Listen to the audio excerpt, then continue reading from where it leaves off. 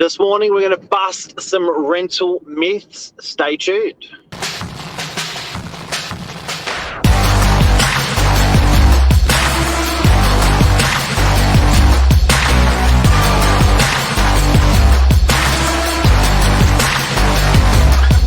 the ringleader, so listen up.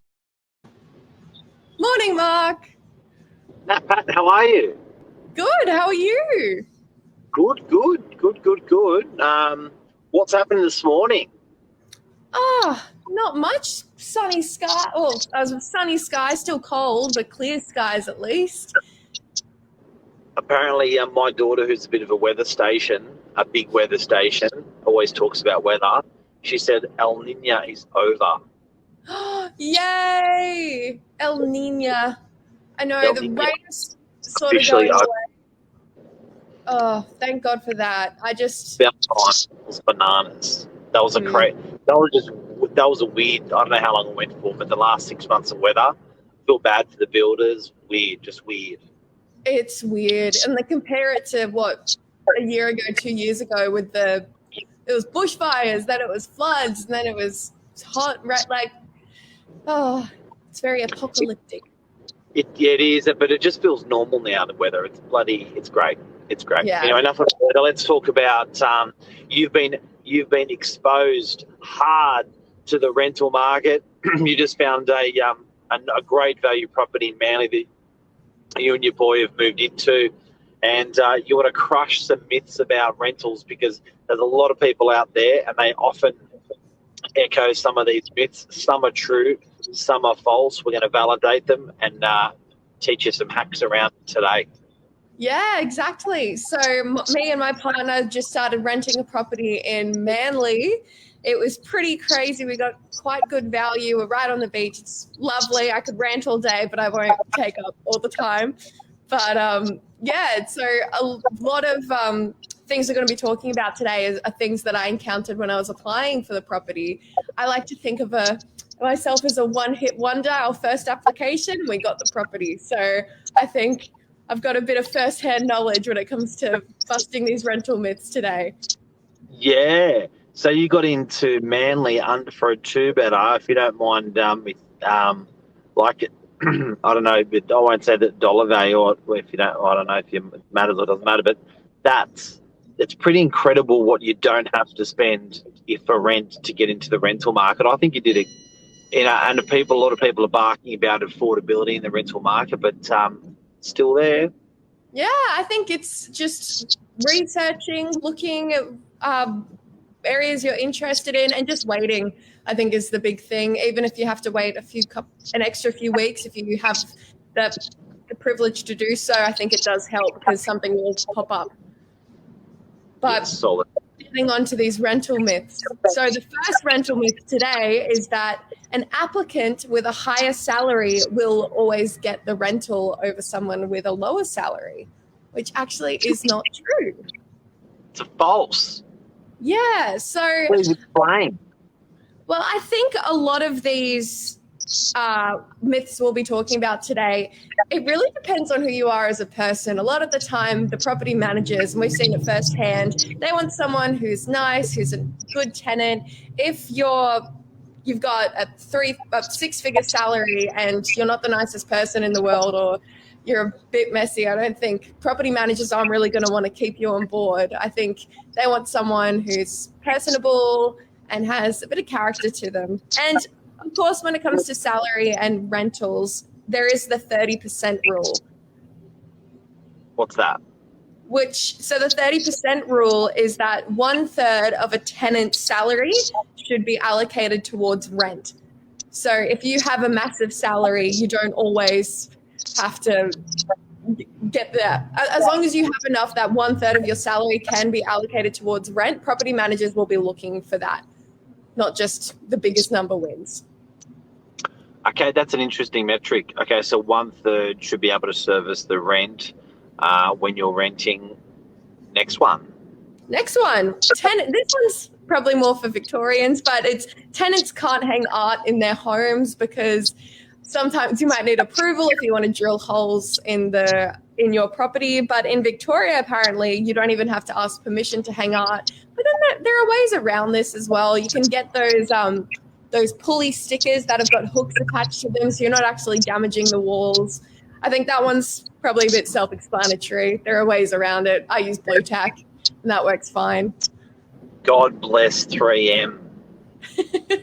God bless 3M. 3M are the best hookers, stickerers that any hardware or grocery store sells. And yeah, whack one of those up. Just something on that. Blue Tack's great, but watch out for Blue Tack after year 2 or 3 because it won't come off. Yes, and if it does come off, some paint might come off. As my mother will probably let me know, as I moved out, I had a whole wall full of posters, and as soon as I took those down, there are a few chips and cracks there, but I don't think she's seen it yet, so we'll have to wait and see with that one. Sorry, Kim. Yeah, that's mum and dad's problem. Don't worry about it. All right, and then the next myth we have is that even if a property is pet friendly, a tenant without a pet will be successful over one that does have a pet. So this one, I've seen firsthand the property managers looking at applications with pets on them, and I think the best thing you can do, and it recommends it in this article I found, is that you can make a cover letter for your pet or a little pet profile, so the property manager and the leasing team can get to know your pet and who's coming into their property. Because if you think about it, it's nearly like another little person. I think of pets as like you want to have someone who's a bit chill and relaxed over like a yappy chihuahua living in an apartment building, for example. Yeah, I've got to say, we don't really get that many problems with pets, so we're not that adverse to them as a company when recommending them to landlords. It doesn't, I think if it's a big pet in a small property, that's the only thing we'll have an issue with. So if they're putting like a German Shepherd into a 1-bedroom unit, then you sort of raise your eyebrows. We just had one recently as well, which it was a Kelpie, which was a blue heeler or a Kelpie, really active dog in a 1-bedroom. No good. We didn't put them in. We took the management on from another company, but I don't think it's a good idea. So aside from that, that's only like 5% of people, 1% of people. Most people are pretty cool. Pets are cool. Yeah, and especially after COVID, I feel like a lot of people got COVID puppies, and I know we did. Well, he's not really a puppy. He's a massive Rottweiler, but there you go. And then, so moving on to our next myth is that landlords are more likely to pick couples over friends. Not necessarily true. And if you think about it, I'd pick a couple. You'd pick a couple? Why?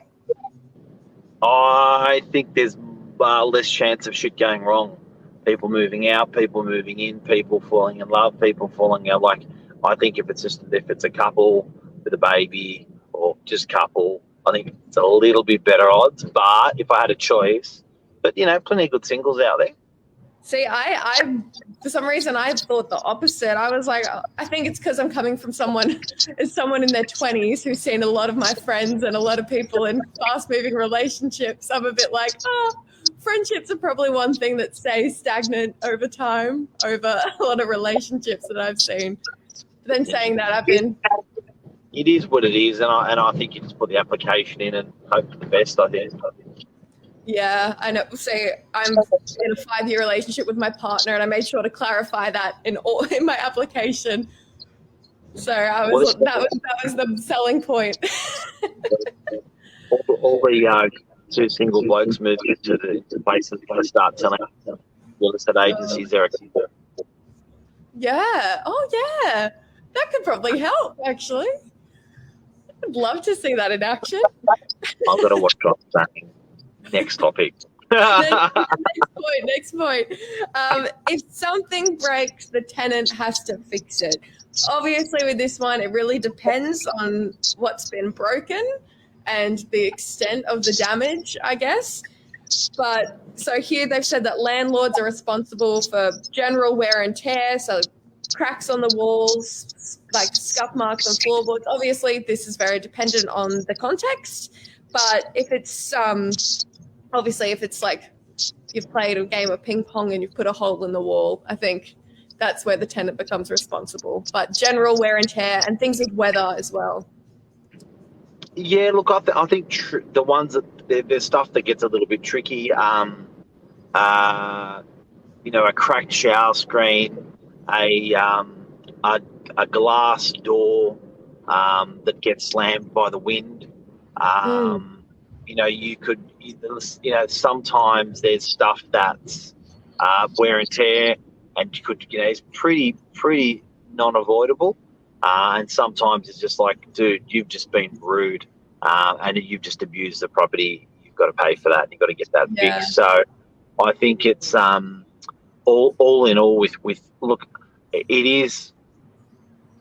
I know a lot of people that rent because it's just so much less maintenance. If you look at a conventional home and the wear and tear of a conventional home, and if you consider as a tenant you don't have to pay for much or anything at all in a rental property, that's really attractive, and that really adds up to a lot of money over time. So if you look at someone who lives in a property, how many times they're putting their hands in their pockets to fix something, it's actually a professional tenant. It's a pretty good life, and it's actually not a bad, believe it or not, it's actually not a bad investment when you consider that you're not maintaining stuff most of the time. But just even thinking about what's been happening lately with there's been a lot of conversation about mold and the floods right now, and whether that's the renters or the landlord's responsibility. And I think that's an interesting point as well. But then obviously I think a general point there, keep your windows open to let a bit of air out. In my bathroom, we have to fully open the window if we're having a shower to let the steam out. Otherwise, it goes to the smoke detector in the other room. So I'm flashing my neighbours a bit lately just to try and not get mold and in the room and get the fire alarm to go off. So renting's fun. Renting's fun. Now, with the fire alarm, so people know, that's actually sometimes a big one, because a lot of these fire alarms now are wired back to main networks. So they actually automatically ring the fire station in some buildings. You'll get the buildings will get a credit to the tune of a couple a year, and if you exceed that, you can be paying $2,000 to $3,000 for your mistake. So just be careful on fire alarms, guys and girls. The fire alarms won't be triggered by moisture or by like a shower, mist from a shower, but they will be triggered from cooking stuff or smoking and stuff. So yeah, it can be expensive. So definitely open the windows if you're cooking as well. A bit extra. If you've just moved into a place, just to get familiar with how it all works, how it all blows around. Exactly. All right, next point. Tenants need to hire a professional cleaner to get their bond back. Is a myth, which I don't know. I'd probably hire a professional cleaner, and just so I'm not missing anything, I'd probably get a bit of extra help. But then there's enough resources, even from Coles. Even ask your property manager or someone in the leasing team. They can really recommend some stuff, as I've heard lately with the mold that's been happening. I know our lovely Broncos has been recommending a lot of products. I can hear over the phone to her tenants, just helping out. But I don't think you need to hire a professional cleaner. What do you think, Mark? I think so. I think if you're giving the property back as you took it with a bit of wear and tear, that's okay. If you are giving the property back in a lesser condition, then you're in trouble and you need a cleaner. But I don't think a pro cleaner is needed. They are really expensive. It's amazing what a pro cleaner can add up to. And I think if you all put your heads together when you move out and one person does this, one person does that, I don't mind those oven cleaner people. They'll just come in and do your oven alone. That tends to do people's heads in, the oven and the stove. But yeah, I think do you need a pro? No. If you're in trouble, yes. Yeah.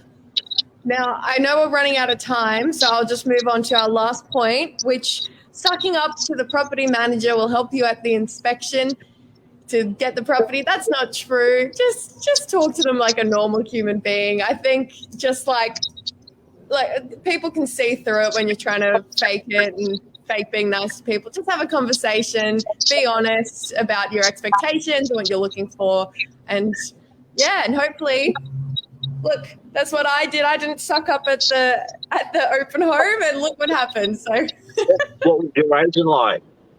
she's lovely. Yeah, so her name's Annabelle, but she's really sweet at the open. There were lots of people there already typing in the application while they were talking to her. I was like, oh, that's too much. And obviously it worked. So just, yeah, bit of people skills helps. Just don't talk to them like they're a person working for the real estate agency. Just talk to them like a human. There you go. And there's some myths smashed from today. And in anything else you want to, in conclusion, summarise on? Well, I'm just looking at some of the comments, and I think Luke's kind of summarised it here. It's sometimes cheaper to rent than own right now in Sydney. So I think renting, there's a big thing about like, oh, why don't you just buy and like you're just paying someone else's mortgage. Renting, it can be great, and especially like I think it's good to just have that flexibility when you're renting. It is, and you can still buy. So you can, like the level of rent you're paying. I wouldn't buy and move in. I would buy and rent it out, and stay where you are. So Yeah. I think for some people in Sydney, it's just rent vest. It's just the best way to do it. I know there was people like John Simons never bought a place until he got to like 55 and then bought something for like 20 million. But he was always a professional tenant. I remember reading that in the newspaper. So it's quite smart sometimes, but just make sure you're investing into property or something. If you're renting, you're not renting and not investing in something. Amazing. Don't forget about Thursday night. We are booked out. Throw yourself on the shortlist if you're keen to come. We got the mega investor night where we're teaching you tips and tricks on property. Exactly. Should be a good one. Anyway, I'll see you later, Mark. See you, legend. Take care. Bye. Bye.